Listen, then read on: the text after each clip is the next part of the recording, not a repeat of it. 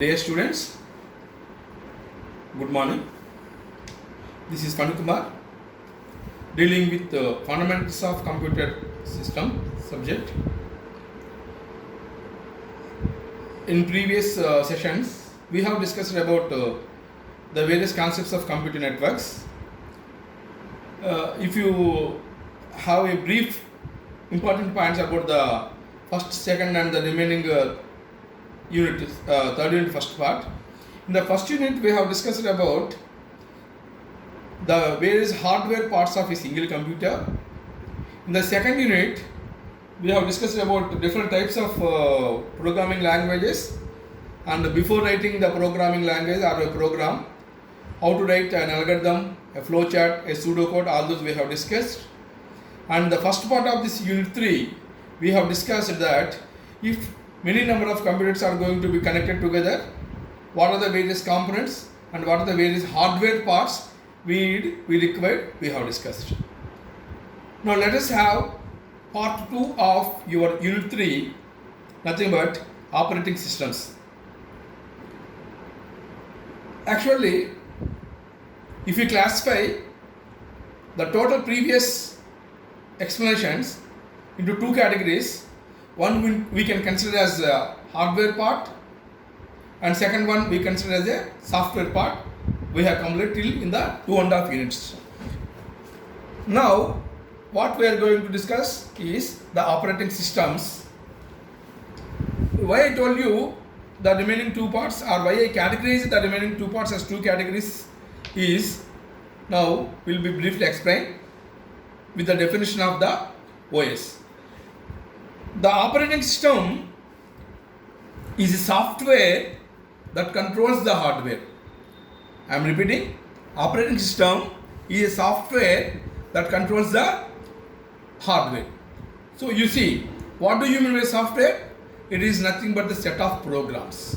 A software nothing but a set of programs, and this OS is a software which controls the total entire computer. So there are different parts of the computer we have discussed previously, put together known as a hardware. So this operating system will act as intermediary between the user of a computer and the computer hardware. So we have discussed in the previous classes that if you want to work out a computer, we need a lot of hardware components, and there is a person who is maybe called as a user to execute various commands by using the hardware components. Now this OS is going to act as a intermediary between the user and the computer hardware. So there are different types of resources. Many resources are required to execute a program by the user. As mentioned, they are processor, means your maybe CPU, or storage, nothing but your memory unit, or peripherals are called as input and output devices, and communication devices to connect many number of computers together, and data, nothing but information required to execute various programs. So if you consider that these are all like processor, storage or memory unit, peripheral devices, communication devices are called as the resources, this operating system is used to manage these resources. So that's why operating system is also called as a resource manager. What are the basic objectives of the operating system? As I told you that to allocate all these resources to the processes is the main objective of the operating systems, means acting as a resource manager. And second main objective of this operating system is it provides a pleasant and effective user interface. As I told you that it is going to act as intermediary between the user and the computer hardware. Whenever the user wants to perform a task, if we provide a pleasant and effective environment, it will become very easy to the user to interact with the computer. This operating system is used to provide such type of pleasant and effective interface to the user with the computer hardware. What is the basic purpose of the operating system. The purpose of an operating system is, if a user wants to execute a program in a convenient and efficient manner, that environment will be provided by the operating system, as we have considered this is one of the important point of the objective of the OS. Now let us have a look about the evaluation of operating systems. See, generally evaluation means, this evaluation is more or less depends upon the development of the computer system and how the user is going to use that. If you see, from the basic operating system to the current operating system like Android also, these are all developed by keeping in mind that how the user is going to interact and what are the various requirements of the user to interact with the computer system, by keeping in mind. So as the research and the development work continues, means there is a basic operating system. Now you know very well that advanced operating systems like Android are there. This development is not going to stop at all, because the trending, the technology is going to be increased a lot, so that parallelly the evaluation of the operating systems also is going to be continued like that. So as the research and development work continues, we are seeing new operating systems being developed and existing ones getting improved and modified to enhance the overall user experience. Also, new devices like wearables. So you know very well that smart watches or smart glasses or VR gates, like that, many new devices are having inbuilt operating systems to make them work. So these types of operating systems are called as unconventional operating systems, because they are device based operating systems. Such type of operating systems will work only with such devices. So here let's have a quick tour of various operating systems from the 1950s onwards, in brief. So why I said in brief is, as you know that the name of the subject itself is nothing but a fundamentals of computer systems. It is not possible to discuss in detail about each and every operating system, because it takes a lot of time. So that let's have the operating systems earlier evaluation.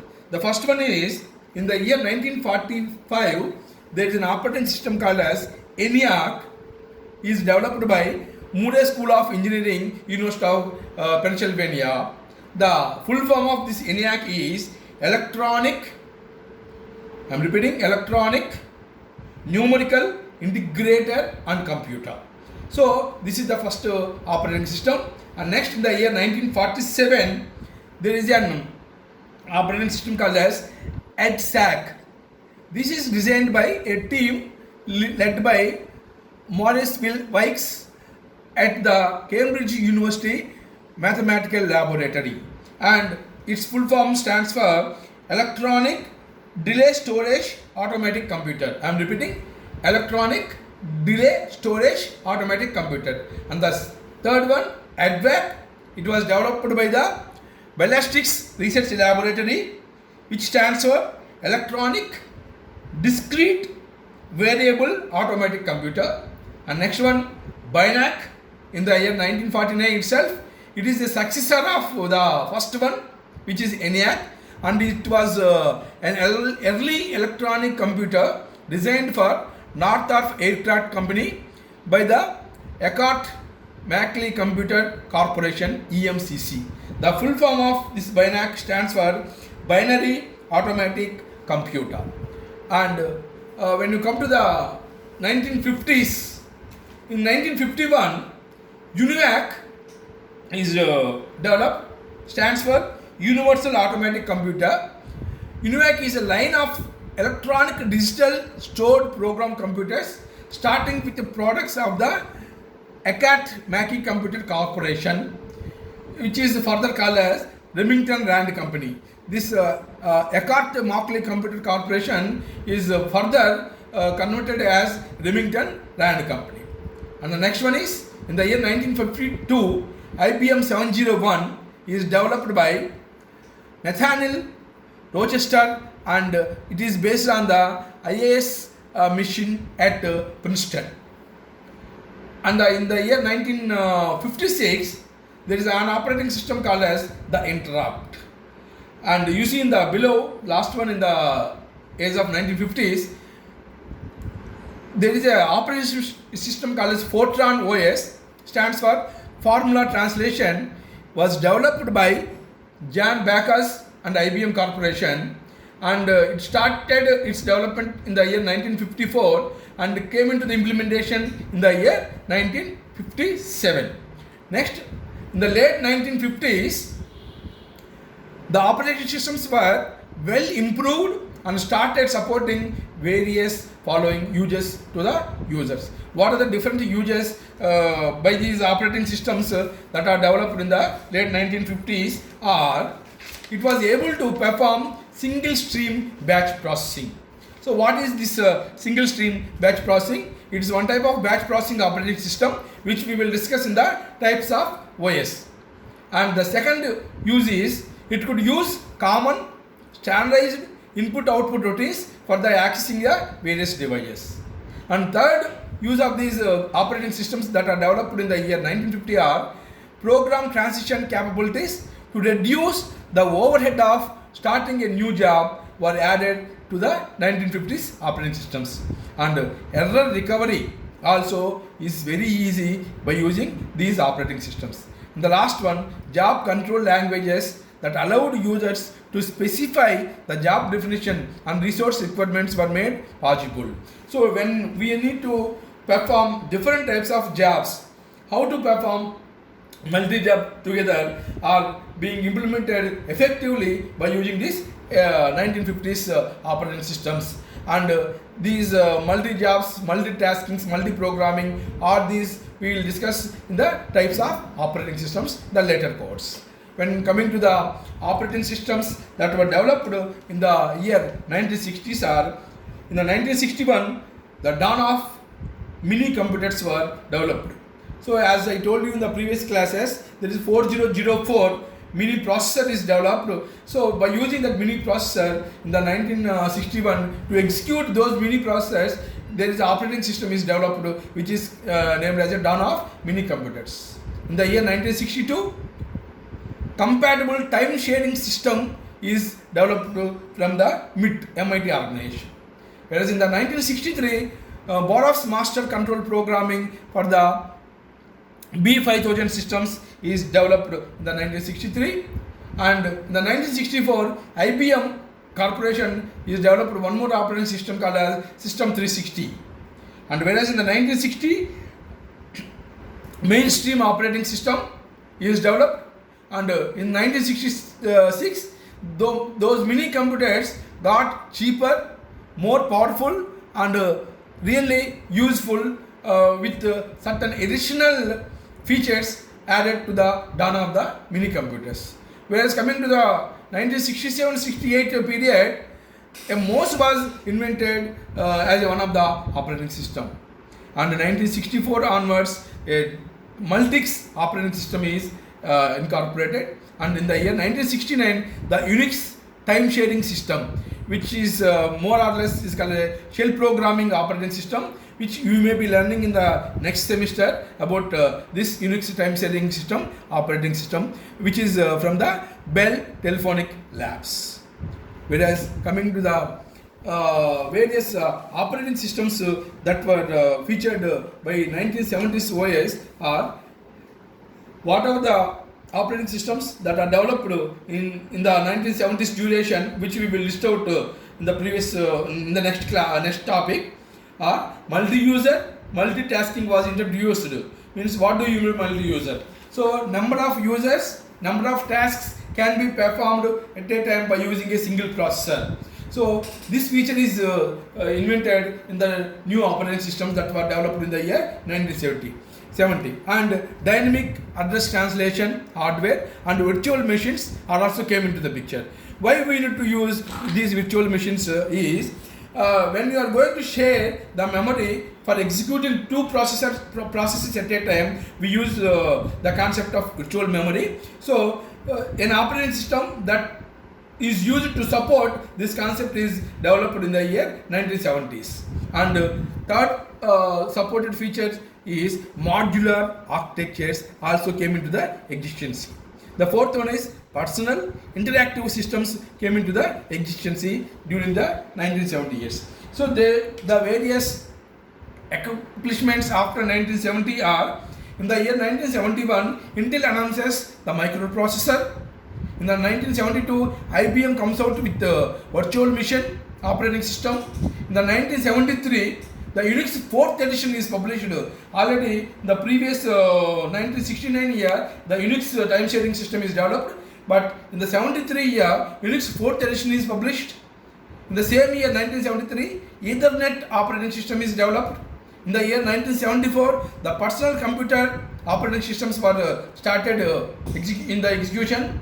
In the same 1974, Gates and Allen wrote basic operating system for the Altair. In the 1976, Apple II is developed. When come to the 1980s, in the 1981, IBM introduced the IBM PCs with the self-operating system in the IBM PCs. In the 1983, Microsoft begins working on MS Windows, whichever now we are using most of the times the Windows operating system in all the computers. In the 1984, there is one more operating system is came out from the company Apple Macintosh. In the 1990, Microsoft Windows 3.0 comes out. In the 1991, Linux, GNU or Linux, which is the extended version of your Unix shell programming operating system. And in the 1992, the first Windows virus comes out.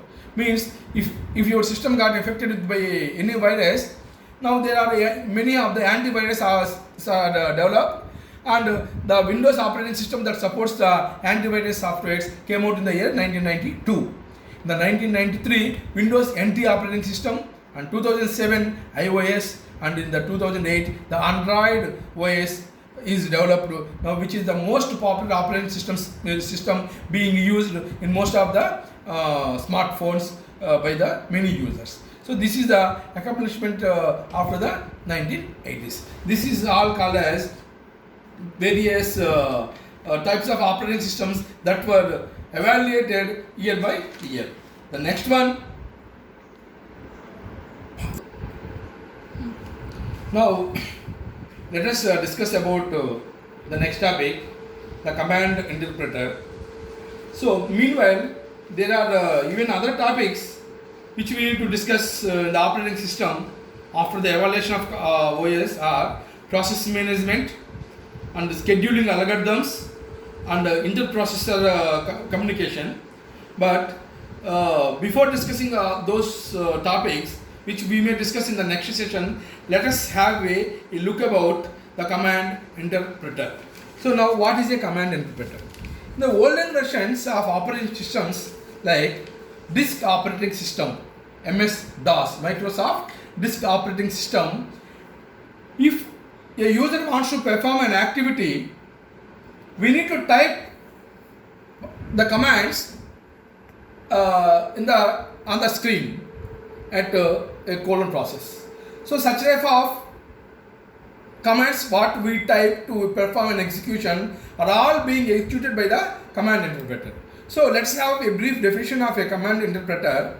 A command interpreter is the part of computer operating system that understands and executes the commands. It's a part of computer operating system that is used to receive various commands that are typed by the user at the command prompt, and they understands the meaning of those commands and executes those commands, and the result will be given to the user back. So in some operating systems, these command interpreters is called a shell. As I told you, Unix programming. In the Unix programming, Unix operating system, most of the executions will be performed by using the command prompt and with the use of the command interpreter. The most powerful operating system that is used as a command interpreter is MS-DOS or sometimes Windows command lines also.